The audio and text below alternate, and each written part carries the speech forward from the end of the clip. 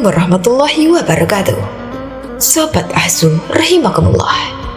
Suatu malam sunyi di Baghdad, Abu Nawas berjalan santai melewati desa yang sepi dan gelap.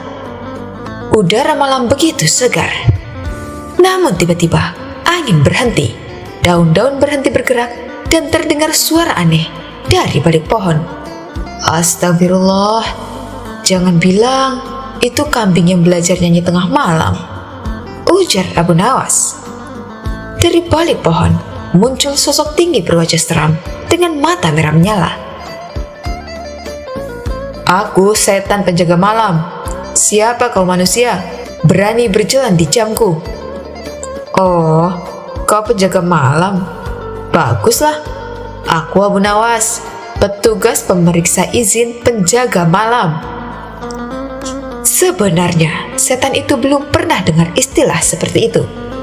Tapi ia takut juga kalau benar Abu Nawas adalah pejabat dunia roh. Aku sungguh tak tahu kalau sedang ada pemeriksaan malam ini, ujar si setan. Kalau begitu, kau kena denda 1 jeruk dan 2 pisang. Cepat berikan sebelum aku tulis laporan ini ke langit, tegas Abu Nawas. Seketika setan pun langsung panik, lalu kabur dengan berjalan pergi ke arah hutan. Sementara Abu Nawas tertawa puas karena berhasil mengerjai setan bertubuh besar itu.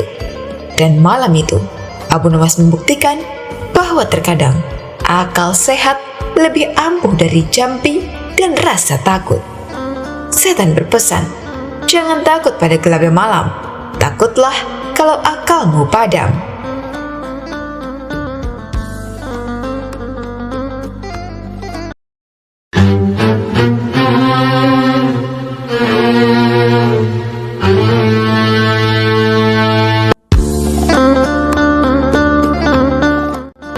Sobat Ahzul rahimakumullah. Suatu ketika, Abu Nawas berkata di hadapan Baginda Raja bahwa ia mengaku dia adalah seorang pelawak yang bisa mengubah air putih menjadi madu. Mendengar hal itu, Baginda Raja tentu saja tak percaya begitu saja. Ah, serius kau Abu Nawas? Tanya Baginda Raja. Ya kalau Paduka ingin bukti, saya bisa melakukannya sekarang, balas Abu Nawas. Baginda Raja yang merasa penasaran segera mengambil secangkir air putih dan menyerahkannya kepada Abu Nawas. Kemudian air di dalam cangkir tersebut dibacakan beberapa mantra oleh Abu Nawas. Setelah selesai dengan ritualnya itu, Abu Nawas menyerahkan kembali cangkir itu kepada Baginda Raja. Silakan diminum Paduka yang mulia, ucap Abu Nawas. Baginda Raja pun meminumnya. Apa-apaan ini Abu Nawas? Ini hanya air putih biasa, ucap Baginda Raja. Tentu saja Paduka, saya kan tidak pernah mengatakan bahwa saya adalah seorang pesulap. Saya hanya seorang pelawak yang mencoba mengubah air putih menjadi madu, balas Abu Nawas. Wah, kalau begitu kau harus dihukum Abu Nawas, karena kau tak berhasil merubah air menjadi madu, sahut Baginda Raja. Dihukum apa Baginda? Saya tidak salah. Dengar Paduka, perlu Paduka ketahui kalau sebagai pesulap yang ditunggu adalah keajaibannya. Jadi kalau tidak berhasil merubah air menjadi madu, pantaslah kalau dihukum. Tapi kalau pelawak, yang ditunggu adalah hiburannya. Meskipun tidak berhasil mengubah air menjadi madu, tapi setidaknya berhasil menghibur Paduka, jelas Abu Nawas. Baginda Raja pun tersenyum mendengar pembelaan Abu Nawas.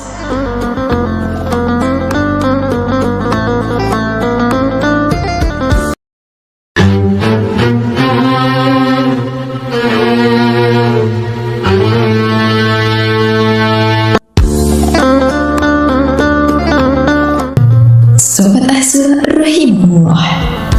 Alkisah Abu Nawas tengah kemalaman di suatu kota yang baru ia singgahi. Angin yang berhembus kencang membuatnya kedinginan hingga menusuk ke dalam tulang. Apalagi kala itu ia sudah merasakan kantuk yang begitu berat. Ia pun pergi berkeliling di tengah malam mencari rumah untuk menumpang menginap. Akan tetapi tidak ada satupun rumah penduduk yang penghuninya masih mereka semua sudah tertidur lelap. Tiba-tiba pandangnya tertuju pada sebuah bangunan megah yang menjulang tinggi. Ketika ia mendekati bangunan tersebut, ternyata pintunya tidak dikunci. Setelah ia masuk ke dalamnya, tampaklah beberapa kursi panjang berjejer rapi. Karena saking kantuknya, ia pun segera merebahkan diri di kursi itu, kemudian tertidur. Keesokan paginya, para pendeta menemukan Abu Nawas sedang tertidur lelap di atas kursi. Mereka terkejut dan marah karena menganggap itu adalah tempat suci yang tak boleh dimasuki oleh sembarangan orang. Bangun! Kenapa kamu tidur di sini? Tanya salah satu pendeta dengan nada tinggi. Abu Nawas yang masih mengantuk perlahan-lahan membuka kedua matanya. Maaf Tuan, saya hanya menumpang tidur semalaman. Saya belum sempat istirahat, Tuan. Jawab Abu Nawas. Tapi ini bukan penginapan, ini gereja, tempat untuk berdoa. Jawab sang pendeta. Apa kalian yakin kalau tempat ini tempat yang tepat untuk berdoa? Tanya Abu Nawas. Tentu saja, kami setiap minggu berdoa di sini dan keinginan kami selalu dikabulkan. Jawab salah satu pendeta. Oh ya, benarkah? Tapi kenapa doaku tadi malam tidak terkabul ya? Tanya Abu Nawas. Kamu berdoa di sini? Kamu kan Muslim. Doa apa yang kamu panjatkan di sini? Tanya pendeta balik. Aku berdoa agar tidurku tidak diganggu. Tapi ternyata kalian datang membangunkanku. Jawab Abu Nawas. Para pendeta itu pun tertawa mendengar jawaban Abu Nawas. Mereka lalu menyarankan agar lain kali ia beristirahat di tempat yang memang disediakan untuk bermalam.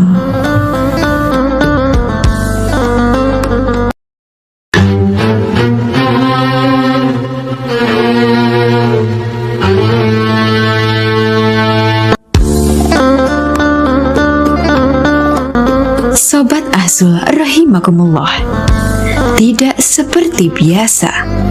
Hari itu, Baginda Raja tiba-tiba ingin menyamar menjadi rakyat biasa. Beliau ingin menyaksikan kehidupan di luar istana tanpa sepengetahuan siapapun agar lebih leluasa bergerak. Baginda Raja mulai keluar istana dengan pakaian yang amat sederhana, layaknya seperti rakyat jelata. Di sebuah perkampungan, beliau melihat beberapa orang tengah berkumpul. Setelah Baginda Raja mendekat, ternyata seorang ulama sedang menyampaikan kuliah tentang alam barzah. Tiba-tiba ada seorang yang datang dan bergabung di situ. Ia bertanya kepada ulama itu, "Kami menyaksikan orang kafir pada suatu waktu dan mengintip kuburnya. Tetapi kami tiada mendengar mereka berteriak dan tidak pula melihat penyiksaan-penyiksaan yang katanya sedang dialaminya. Maka bagaimana cara membenarkan sesuatu yang tidak sesuai dengan yang dilihat mata?" Tanya orang itu. Ulama itu berpikir sejenak kemudian berkata, "Untuk mengetahui yang demikian itu harus dengan panca indera yang lain. Ingatkah kamu dengan orang yang sedang tidur? Dia kadangkala bermimpi dalam tidurnya digigit ular, diganggu, dan sebagainya.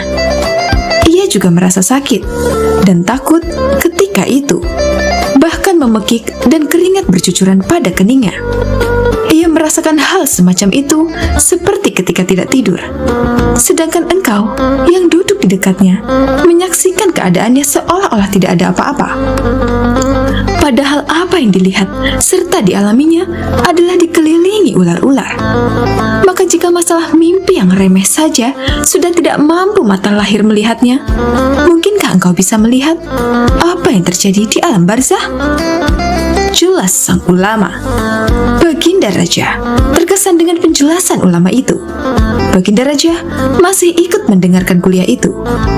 Kini ulama itu melanjutkan kuliahnya tentang alam akhirat. Dikatakan bahwa di surga tersedia hal-hal yang amat disukai nafsu, termasuk benda-benda. Salah satu benda-benda itu adalah mahkota yang amat luar biasa indahnya. Tak ada yang lebih indah dari barang-barang di surga, karena barang-barang itu tercipta dari cahaya. Saking indahnya, maka satu mahkota jauh lebih bagus dari dunia dan isinya. Baginda Raja makin terkesan. Beliau pulang kembali ke istana. Baginda sudah tidak sabar ingin menguji kemampuan Abu Nawas. Baginda Raja memerintahkan menterinya untuk segera memanggil Abu Nawas untuk menghadapnya. Aku menginginkan engkau sekarang juga berangkat ke surga. Kemudian bawakan aku sebuah mahkota surga yang katanya tercipta dari cahaya itu. Apakah engkau sanggup, Abu Nawas? Sanggup, Paduka yang mulia, kata Abu Nawas, langsung menyanggupi tugas yang mustahil dilaksanakan itu. Tetapi Baginda harus menyanggupi pula satu syarat yang akan hamba ajukan, kata Abu Nawas dengan percaya diri. Sebutkan syarat itu, kata Baginda Raja. Hamba mohon Baginda Raja menyediakan pintunya agar hamba bisa memasukinya, kata Abu Nawas. Pintu apa? Tanya Baginda belum mengerti. Pintu alam akhirat, Baginda, jawab Abu Nawas. Apa itu? Tanya Baginda ingin tahu. Kiamat, wahai Paduka yang mulia. Masing-masing alam mempunyai pintu. Pintu alam dunia adalah liang peranakan ibu. Pintu alam barzah adalah kematian. Dan pintu alam akhirat adalah kiamat.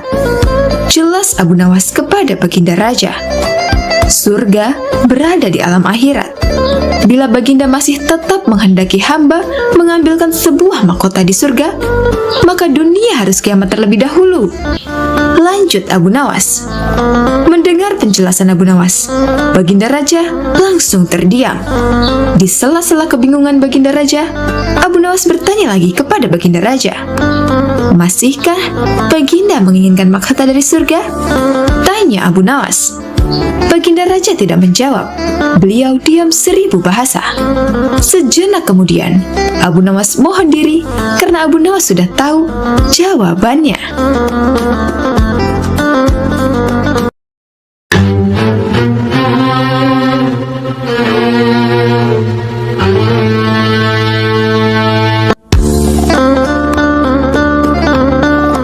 Sobat Ahzul rahimakumullah. Abu Nawas mendengar ada seorang ahli astronomi atau ahli falak di Jazirah Arab yang tinggal di desanya. Ahli astronomi itu merasa kemampuannya sangat mumpuni dalam ilmu geografi. Berkat kemampuannya yang sangat tinggi inilah, masyarakat lebih tertarik mendengarkan pernyataan dari ahli astronomi tersebut. Bahkan masyarakat meninggalkan Abu Nawas yang dikenal suka omong kosong dan tidak memahami ilmu falak maupun geografi, dan lebih memilih mempercayai teori-teori dari ahli astronomi tersebut. Ada salah satu teori dari ahli astronomi yang membuat masyarakat terkesima, yakni bumi berbentuk bulat seperti bola. Ahli astronomi itu mengatakan bahwa andaikan manusia berjalan ke barat terus, maka akan tiba di tempat yang sama. Sampai pada suatu hari, ahli astronomi tersebut baru saja kehilangan barangnya. Seorang maling telah mencuri di rumahnya. Di saat yang sama, Abu Nawas sedang melintas di daerah rumahnya. Ahli astronomi itu lantas berteriak dan meminta tolong kepada Abu Nawas. Dengan terengah-engah, ahli astronomi itu pun berkata, "Hai Abu Nawas, tolonglah aku. Aku baru saja kehilangan barang. Maling baru saja mencuri barangku. Tolong bantu kejar malingnya."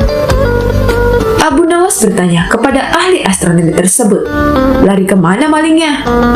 Sang ahli astronomi pun segera menjawab, "Malingnya lari ke barat, Abu Nawas." Mendengar hal itu, Abu Nawas segera lari ke arah timur. Hal tersebut membuat sang ahli astronomi menjadi jengkel. "Aku sudah bilang kalau malingnya lari ke barat, kok kamu malah malah lari ke timur?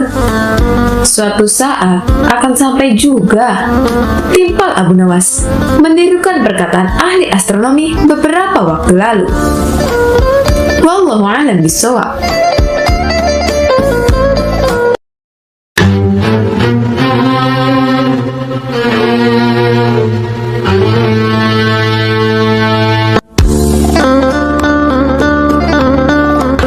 Sobat Azul rahimakumullah, kisah tentang Abu Nawas sang wali sufi yang dikenal jenaka memang seakan tidak pernah ada habisnya. Satu kisah menarik tentang Abu Nawas sang wali sufi yang saat itu lupa akan hari hingga keledai miliknya menjadi korban dan menjadi kambing hitam dari ingatannya. Hidup di zaman Raja Harun al-Rashid dari dinasti Abbasiyah, Abu Nawas lebih menampakkan diri sebagai orang yang kontroversi. Dia juga dikenal sebagai penyair mabuk dan agak gila. Selain itu, Abu Nawas juga dikenal sering bertingkah konyol dan juga jenaka. Abu Nawas di waktu pagi hari sudah memandikan keledainya. Ia hendak melaksanakan sholat Jumat. Setelah selesai memandikan keledainya, Abu Nawas pun kemudian berkemas dan siap-siap berangkat bepergian. Abu Nawas pergi untuk sholat Jumat dengan menunggangi keledainya. Di tengah perjalanan, Abu Nawas berpapasan dengan teman lamanya dan menyapanya. "Hai Abu Nawas, kamu mau kemana?" tanya kawan lama Abu Nawas. "Aku mau sholat Jumat di kampung tetangga," jawab Abu Nawas. Setelah mendengar jawaban Abu Nawas, kawan-kawannya heran dan tertawa. "Loh, ini kan masih hari Kamis Abu Nawas," kata temannya keheranan. Abu Nawas pun baru sadar bahwa dia lupa akan hari apa pada hari itu. Yang dikira hari Jumat, ternyata itu masih hari Kamis. Untuk menahan rasa malunya, Abu Nawas pun berdalih dengan mengatakan, "Iya, aku tahu. Tapi keledai milikku amat istimewa. Dia lamban sekali kalau berjalan," ucap Abu Nawas. "Aku sudah bersyukur kalau besok keledaiku tiba tepat pada waktunya," kata Abu Nawas. Jawaban Abu Nawas membuat teman-temannya terheran karena perilaku Abu Nawas yang konyol itu.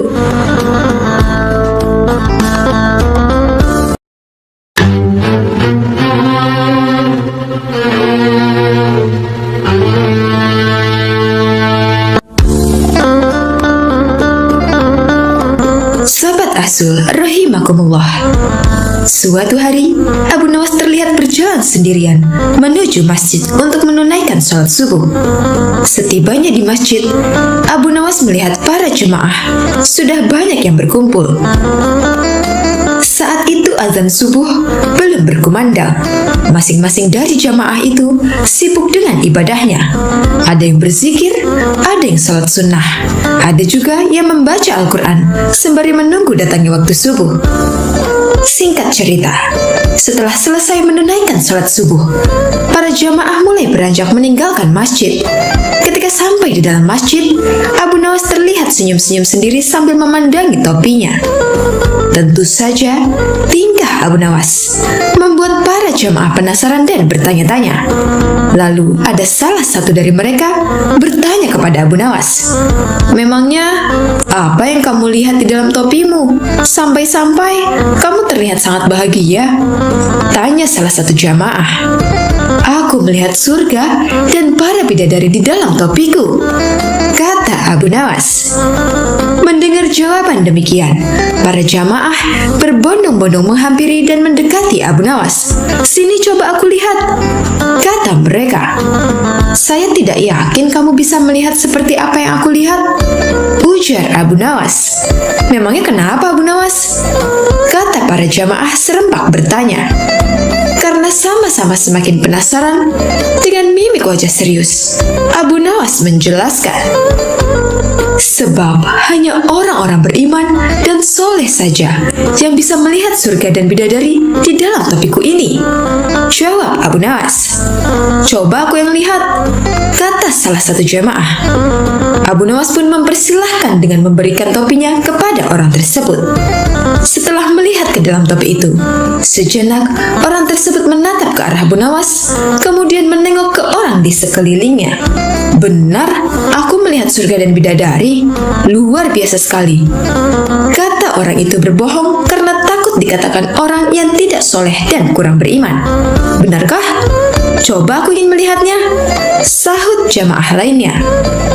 Setelah melihat ke dalam topi Abu Nawas, dia tidak melihat apa-apa.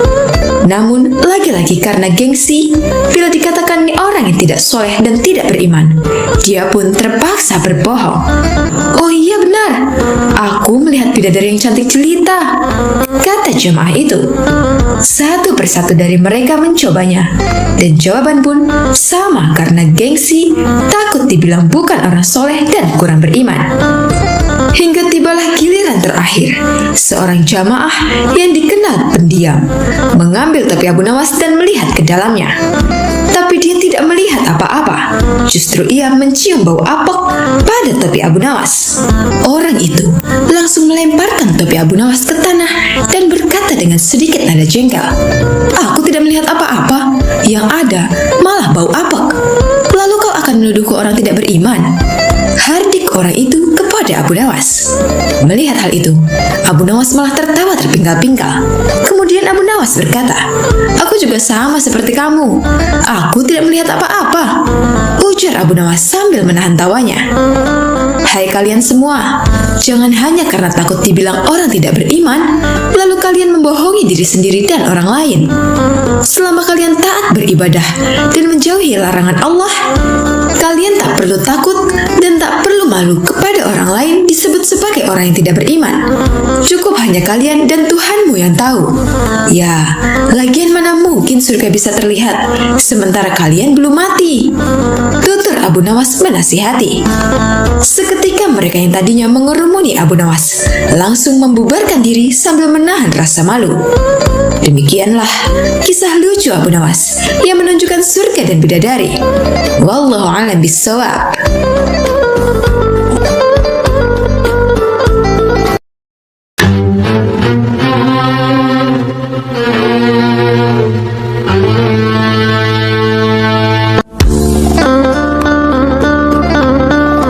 Sobat Azul rahimakumullah. Dikisahkan, kala itu sejumlah penduduk Baghdad berkumpul di depan istana Khalifah Harun al-Rasyid. Sebagian berteriak dan meminta agar Abu Nawas segera ditangkap. Para penduduk protes karena baliho raksasa milik Abu Nawas yang dipasang di depan rumahnya yang berbunyi, "Dijual cepat, matahari Baghdad. Siapa cepat dapat bonus anak unta." Penduduk lainnya merasa panik dan kasak-kusuk di depan istana. Mereka takut sekaligus bingung. Jika matahari Baghdad dijual, maka bagaimana mereka bisa hidup? "Abu Nawas, kamu serius mau menjual matahari?" tanya Khalifah Harun al-Rasyid sambil mengamati massa yang membludak di depan istananya. "Benar Baginda, supaya kita bisa ikut cara mereka menggunakan otak," jawab Abu Nawas. "Maksudnya bagaimana?" Khalifah kembali bertanya. "Begini Baginda, apakah Baginda senang infrastruktur di Baghdad terbangun hebat di zaman Baginda? Baginda bangga bisa menjadi teladan bagi rakyat bahwa selama menjabat jadi khalifah, Baginda tidak korupsi. Baginda senang tidak mempertontonkan keserakahan dengan menguasai ratusan ribu hektar padang pasir. Padahal Baginda bisa melakukannya dengan kekuasaan yang sekarang Baginda genggam," beber Abu Nawas. Khalifah Harun al-Rasyid yang bingung lantas meminta Abu Nawas untuk menjelaskan maksud dari ucapannya. "Abu Nawas, cobalah ke inti masalahnya.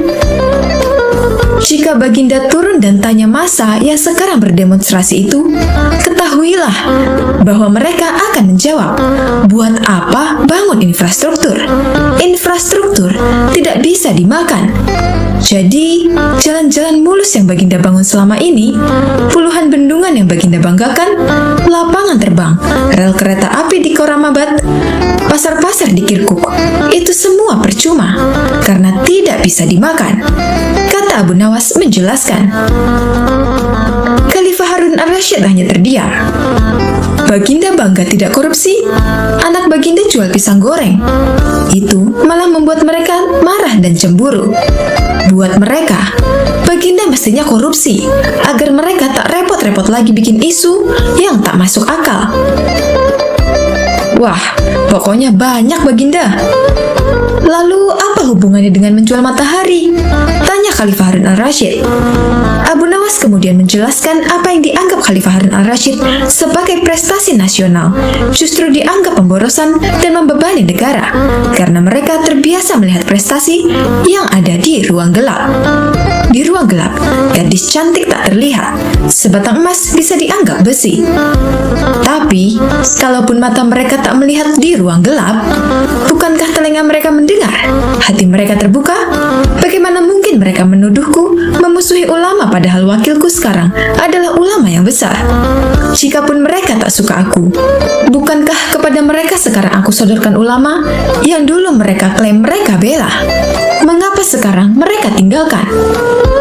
Abu Nawas kemudian berkata, Baginda, itulah enaknya melihat dunia di ruang gelap sambil terbalik. Kita bisa menikmati apa yang mereka nikmati selama ini. Baginda tidak capek berpikir rasional. Khalifah Harun al-Rasyid kembali terdiam. Abu Nawas lanjut menjelaskan. Percayalah Baginda, hanya dengan melihat segala sesuatu di kegelapan, Baginda akan paham mengapa selama ini mereka melihat infrastruktur megah, pemerataan pembangunan di daerah tertinggal, semuanya sama sekali tidak berguna karena tak bisa dimakan. Mohon jangan katakan, infrastruktur memang tak bisa dimakan, tapi dengan infrastruktur kita semakin mudah cari makan. Itu cara berpikir rasional dan normal Paduka. Masa di depan istana semakin membeludak. Khalifah Harun al-Rasyid masih terdiam. Ia lantas memberi isyarat membenarkan ucapan Abu Nawas. Jadi, boleh saya menjual matahari? Kisah ini menunjukkan bahwa Abu Nawas sebagai pribadi yang cerdas dan peduli. Mimpi tak akan nyata karena keajaiban. Butuh keringat, kebulatan tekad, dan kerja keras untuk mewujudkannya. Wallahu a'lam bishawab.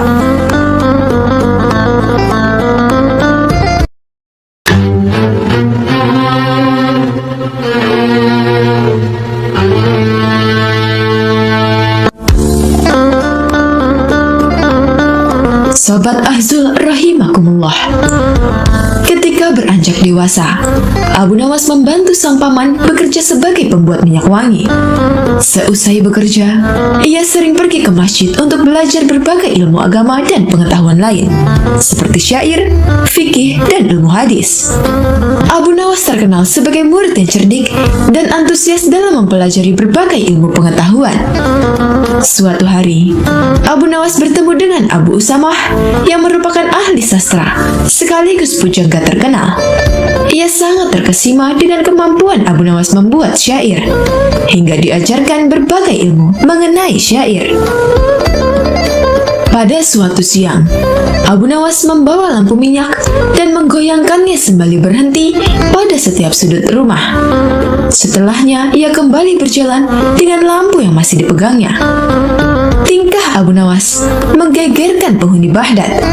Mereka begitu heran, bagaimana bisa orang secerdas Abu Nawas berjalan di siang hari ketika sinar matahari menyorot sambil membawa lampu minyak.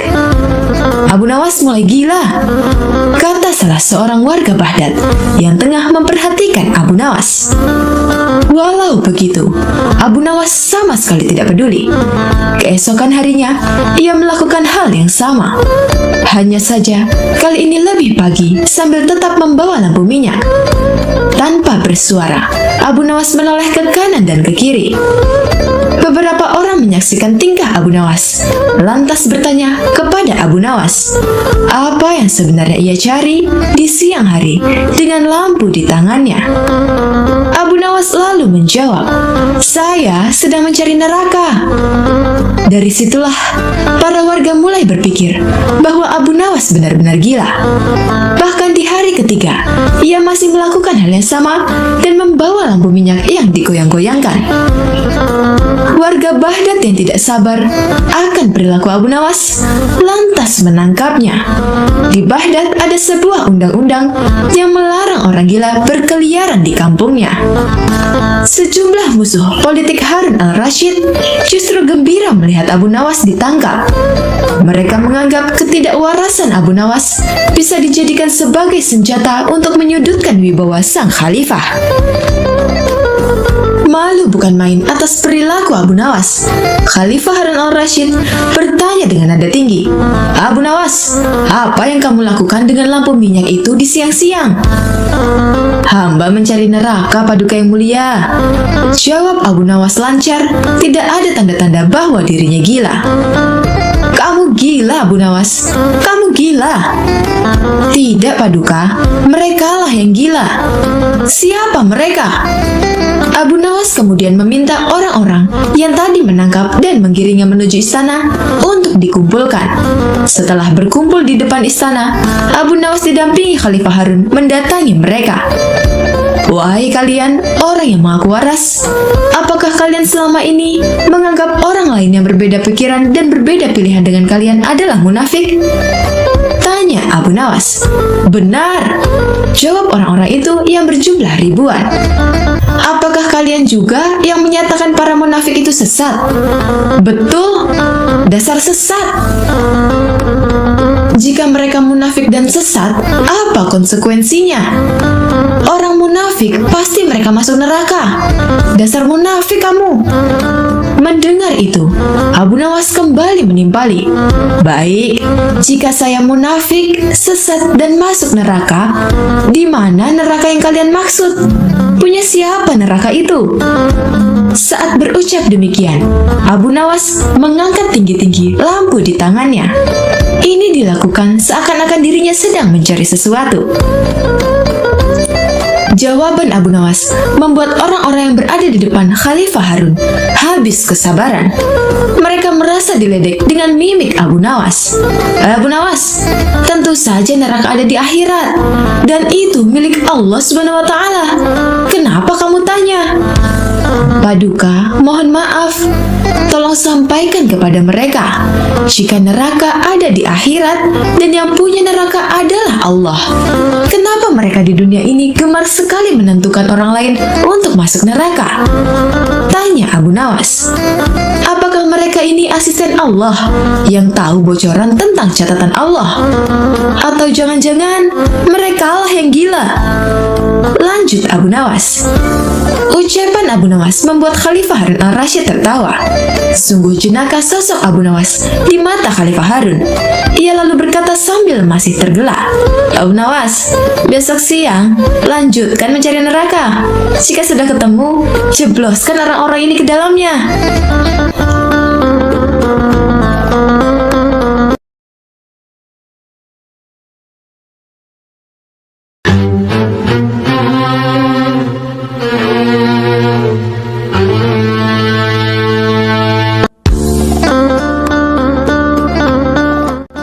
Sobat Ahsul rahimakumullah.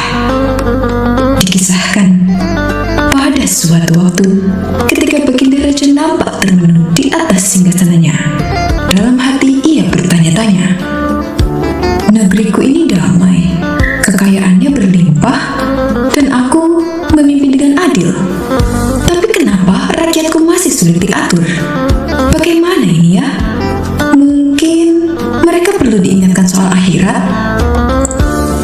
Kemudian Baginda Raja pun memanggil Abu Nawas untuk dimintai pendapatnya.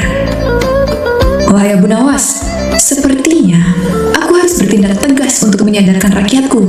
Semakin hari mereka semakin sulit diatur. Mereka bahkan berani melawan menteri-menteriku," kata Baginda Raja. "Lalu apa yang akan Paduka lakukan?" tanya Abu Nawas. "Aku ingin memperingatkan mereka betapa pedihnya siksa neraka apabila tidak mentaati pemimpinnya. Kau tahu sendiri kan, aku raja yang zalim dan jahat, Abu Nawas. Aku selalu mensejahterakan rakyatku, jawab Baginda Raja. Ampun Paduka yang mulia, sepertinya Paduka salah sasaran. Bukan rakyat yang harusnya diingatkan tentang akhirat, tapi para menteri istana. Saya tahu Paduka adalah raja yang adil dan bijak, tapi beberapa menteri Paduka ada yang nakal. Di antaranya ada yang korupsi, ada juga yang jahat kepada rakyatnya. Itulah yang membuat rakyat Paduka menjadi berani dan suka melawan, sebab mereka mengira apa yang dilakukan para menteri istana merupakan perintah dari Paduka. Jelas, Abu Nawas. Oh, jadi itu masalahnya. Kau tahu siapa saja menteri-menteriku yang berani berbuat demikian? Tanya Baginda Raja. Ampun Paduka yang mulia, saya sendiri kurang tahu, dan saya juga tidak berani asal menuduh. Tapi jangan khawatir Paduka, saya punya ide untuk mengetahui siapa saja menteri yang menyalahgunakan jabatannya itu. Jawab Abu Nawas. Siasat apa lagi yang akan kau lakukan, Abu Nawas? Tanya Baginda Raja kembali. Sama seperti cara Paduka mengingatkan tentang akhirat dan memperingatkan pedihnya siksa neraka. Jawab Abu Nawas. Apa kau yakin itu akan berhasil? Tanya Baginda Raja. Tentu saja Paduka yang mulia, karena saya tidak memperingatkan hanya dengan kata-kata, tapi saya akan membawa api neraka ke istana, balas Abu Nawas. Seketika Baginda Raja terkejut mendengarnya. Kau serius bisa melakukan itu? Tanya Baginda Raja penasaran.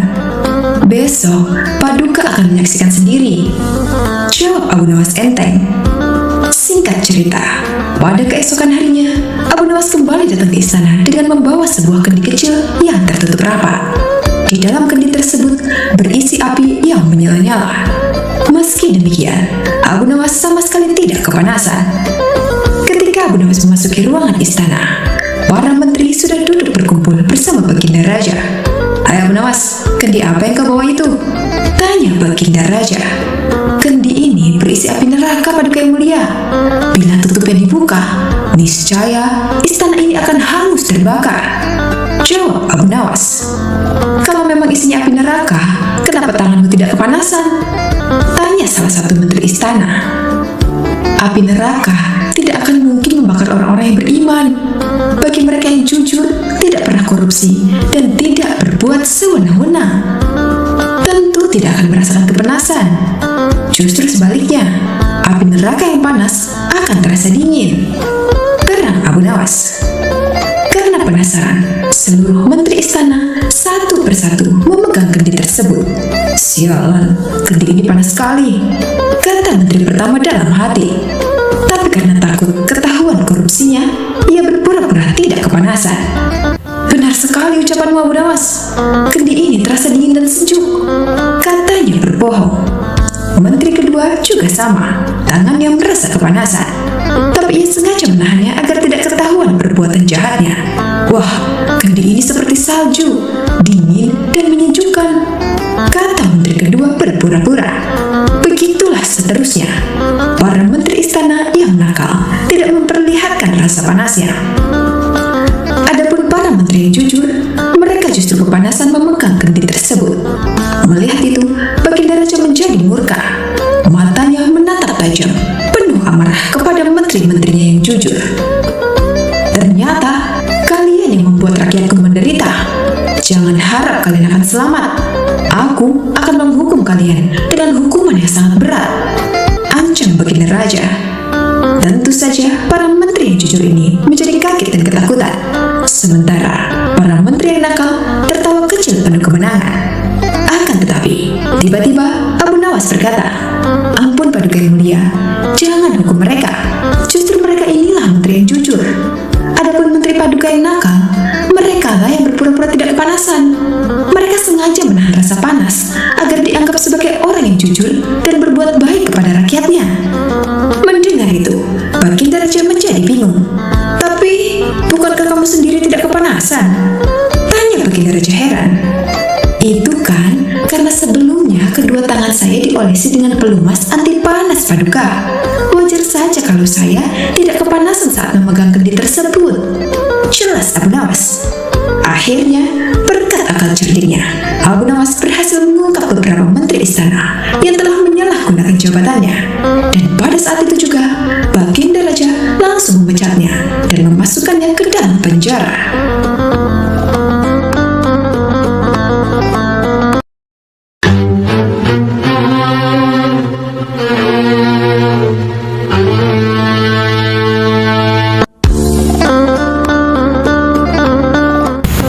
Sobat Asuh rahimakumullah, sudah bertahun-tahun Baginda Raja Harun al-Rashid ingin mengalahkan Abu Nawas.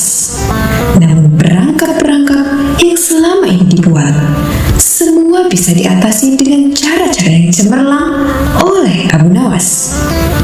Baginda Raja tentu tidak putus asa. Masih ada puluhan jaring muslihat yang telah disiapkannya untuk menjerat dan menghukum Abu Nawas. Baginda Raja beserta para menteri sering mengunjungi tempat pemandian air hangat yang hanya dikunjungi para pangeran, bangsawan, dan orang-orang terkenal. Di suatu sore yang sangat cerah, ketika Baginda Raja beserta para menterinya berendam di kolam, beliau berkata kepada para menterinya, "Aku punya akal untuk menjebak Abu Nawas," kata Baginda Raja dengan wajah yang ceria. "Apakah itu, wahai paduka yang mulia? Kalian tak usah tahu dulu. Aku hanya ingin kalian datang lebih dini besok sore. Dan jangan lupa, datanglah besok sebelum Abu Nawas datang, karena aku akan mengundangnya untuk mandi bersama-sama kita," kata Baginda Raja memberi pengarahan. Baginda Raja memang sengaja tidak menyebutkan tipuan apa yang akan digelar besok. Abu Nawas diundang untuk mandi bersama Baginda Raja dan para menteri di pemandian air hangat yang terkenal itu. Seperti yang telah direncanakan, Baginda Raja dan para menteri sudah datang lebih dahulu. Baginda membawa 19 butir telur ayam. 18 butir dibagikan kepada para menterinya, 1 butir untuk dirinya sendiri. Kemudian Baginda memberi pengarahan singkat tentang apa yang telah direncanakan untuk menjebak Abu Nawas. Ketika Abu Nawas datang, Baginda Raja beserta para menteri sudah berendam di kolam. Abu Nawas melepas pakaian dan langsung ikut berendam. Abu Nawas berharap cemas. Kira-kira permainan apa lagi yang akan dihadapi? Mungkin permainan kali ini lebih berat karena Baginda Raja tidak memberi waktu untuk berpikir. Tiba-tiba Baginda Raja membuyarkan lamunan Abu Nawas. Beliau berkata kepada Abu Nawas, "Hai Abu Nawas, aku mengundangmu mandi bersama karena ingin mengajakmu ikut dalam permainan kami," kata Baginda Raja. "Permainan apakah itu, paduka yang mulia?" tanya Abu Nawas belum mengerti. "Kita sekali-kali melakukan sesuatu yang secara alami hanya bisa dilakukan oleh binatang. Sebagai manusia, kita harus bisa melakukannya dengan cara kita masing-masing," kata Baginda sambil tersenyum. "Hamba belum mengerti, Baginda yang mulia," kata Abu Nawas agak ketakutan. "Masing-masing dari kita harus bisa bertelur seperti ayam, dan barang siapa yang tidak bisa bertelur, maka ia harus dihukum," kata Baginda Raja. Abu Nawas tidak berkata apa-apa. Wajahnya nampak murung.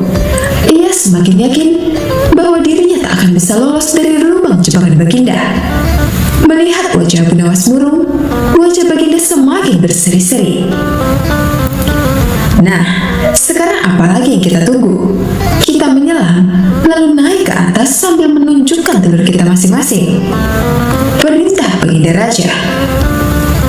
Baginda Raja dan para menteri mulai menyelam, kemudian naik ke atas satu persatu dengan membawa sebutir telur ayam. Abu Nawas masih di dalam kolam.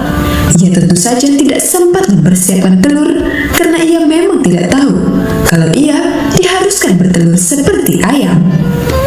Kini Abu Nawas tahu kalau Baginda Raja dan para menteri telah mempersiapkan telur masing-masing 1 butir. Karena belum ada seorang manusia pun yang bisa bertelur dan tidak akan pernah ada yang bisa melakukannya. Karena dadanya mulai terasa sesak, Abu Nawas cepat-cepat muncul ke permukaan, kemudian naik ke atas. Baginda Raja langsung mendekati Abu Nawas. Abu Nawas nampak tenang, bahkan ia berlaku aneh. Tiba-tiba saja, ia mengeluarkan suara seperti ayam jantan berkokok. Keras sekali, sehingga Baginda dan para menterinya merasa begitu heran. Ampun Tuanku yang mulia, hamba tidak bisa bertelur seperti Baginda dan para menteri, kata Abu Nawas sambil membungkuk hormat. Kalau begitu, engkau harus dihukum, kata Baginda bangga. Tunggu dulu wahai Tuanku yang mulia, kata Abu Nawas memohon. Apalagi Abu Nawas, kata Baginda tidak sabar. Paduka yang mulia, sebelumnya izinkan hamba membela diri. Sebenarnya kalau hamba mau bertelur, hamba tentu mampu. Tetapi hamba merasa menjadi ayam jantan, maka hamba tidak bertelur. Hanya ayam betina saja yang bisa bertelur. Kukuyu, kata Abu Nawas dengan membusungkan dada. Baginda Raja tidak bisa berkata apa-apa. Wajah Baginda dan para menteri yang semula ceria penuh kemenangan kini mendadak berubah menjadi merah padam karena malu, sebab mereka dianggap ayam betina. Abu Nawas memang cerdik. Karena merasa malu, Baginda Raja Al-Rashid dan para menteri segera berpakaian dan kembali ke istana tanpa mengucapkan sepatah kata pun. Memang Abu Nawas banyak akalnya dan telah diakui oleh para ilmuwan sebagai ahli mantik atau ilmu logika. Gampang saja baginya untuk membolak-balikan dan mempermainkan kata-kata guna menjatuhkan mental lawan-lawannya.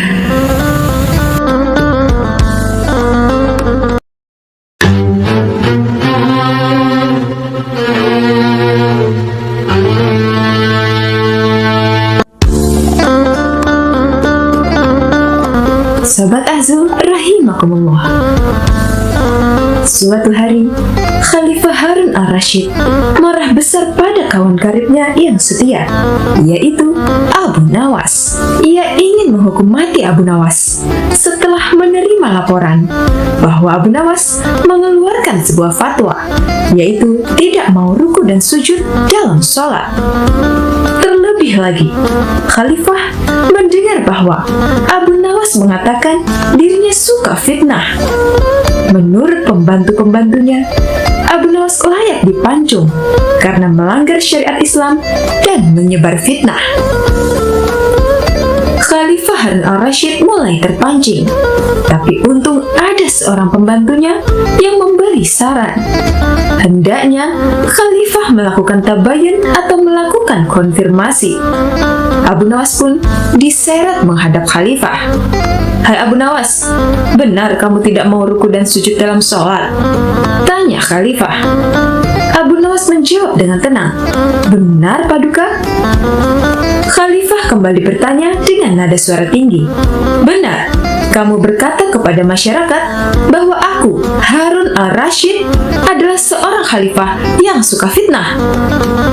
Abu Nawas menjawab, benar Paduka? Khalifah berteriak dengan suara menggelegar, kamu memang pantas dihukum mati karena melanggar syariat Islam dan menebarkan fitnah tentang khalifah. Abu Nawas tersenyum seraya berkata, Paduka, memang hamba tidak menolak bahwa hamba telah mengeluarkan dua pendapat tadi. Tapi sepertinya kabar yang sampai kepadamu tidaklah lengkap. Kata-kata hamba dipelintir, dijagal, seolah-olah hamba berkata salah. Khalifah berkata dengan ketus, apa maksudmu? Jangan membela diri. Kamu telah mengaku dan mengatakan kabar itu benar adanya. Abu Nawas beranjak dari duduknya dan menjelaskan dengan tenang. Paduka, hamba memang berkata ruku dan sujud tidak perlu dalam sholat. Tapi dalam sholat apa? Waktu itu, hamba menjelaskan tata cara sholat jenazah yang memang tidak perlu ruku dan juga sujud. Bagaimana soal aku yang suka fitnah? Tanya Khalifah. Abu Nawas menjawab dengan senyuman. Kalau itu, hamba sedang menjelaskan tafsir ayat 28 surah Al-Anfal yang berbunyi, ketahuilah bahwa kekayaan dan anak-anak kemuliaan bagimu. Sebagai seorang khalifah dan seorang ayah, Anda sangat menyukai kekayaan dan anak-anak. Berarti Anda suka fitnah atau ujian itu. Mendengar penjelasan Abu Nawas yang sekaligus kritikan, Khalifah Harun al-Rashid tertunduk malu, menyesal, dan sadar. Rupanya kedekatan Abu Nawas dengan Harun al-Rashid menyulut iri dan dengki di antara pembantu-pembantunya. Pembantu-pembantu khalifah yang hasut ingin memisahkan hubungan akrab tersebut dengan memutarbalikkan berita.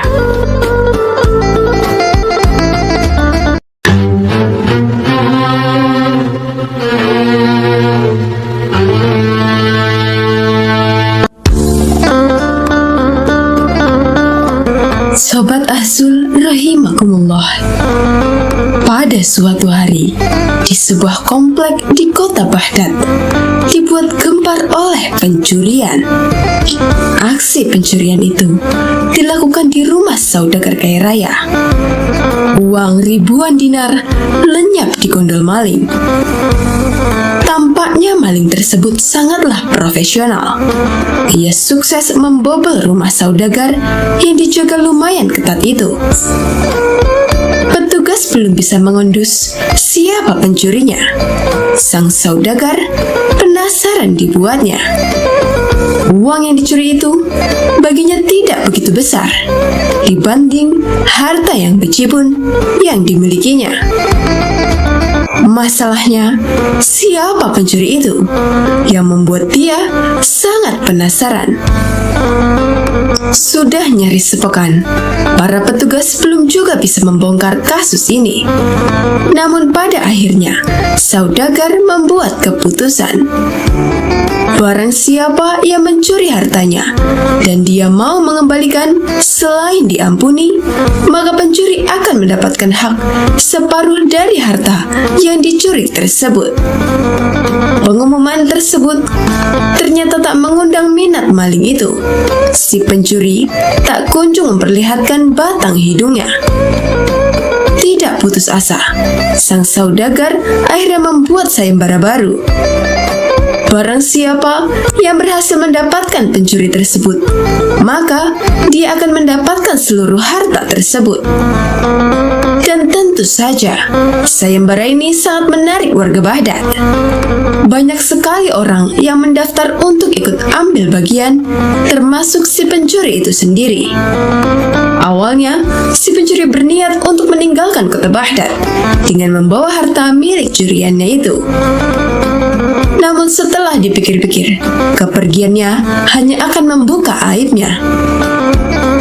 Mending aku ikut sayembara saja, pikir si pencuri. Oleh karena itu, si pencuri mencoba bertahan di kota dengan ikut-ikutan menjadi peserta sayembara. Dia semakin merasa sangat aman saat berkumpul dengan peserta sayembara. Dia sangat yakin kedoknya tidak akan terbongkar. Namun begitu melihat hasil yang belum jelas terlihat dari sayembara, akhirnya saudagar mendesak sang hakim untuk mendatangkan Abu Nawas. Namun sayangnya, Abu Nawas pada hari itu sedang berada di Damaskus dan baru bisa pulang pada keesokan harinya. Semua harapan kini bertumpu pada Abu Nawas.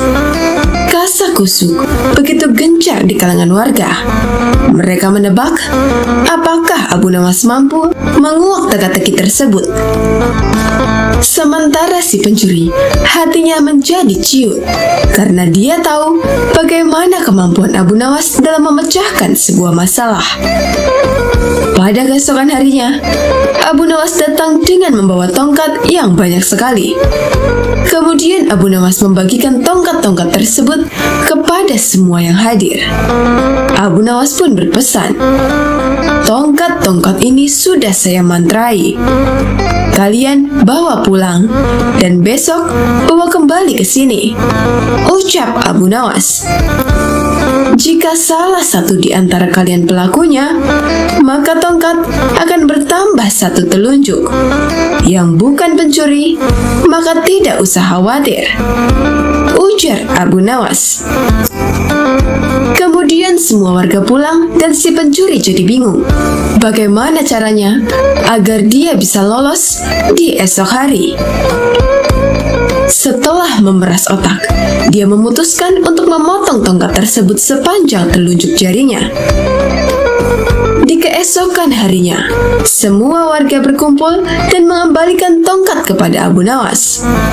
Pada saat menerima tongkat dari pencuri tersebut, Abu Nawas langsung menangkapnya karena tongkatnya menjadi lebih pendek dari yang lainnya. Kemudian si pencuri diadili dengan seadil-adilnya. Dan akhirnya Abu Nawas berhak atas uang ribuan dinar tersebut. Namun uang tersebut dibagikan kepada fakir miskin di kota Baghdad. Itulah salah satu kecerdikan Abu Nawas, sang wali sufi.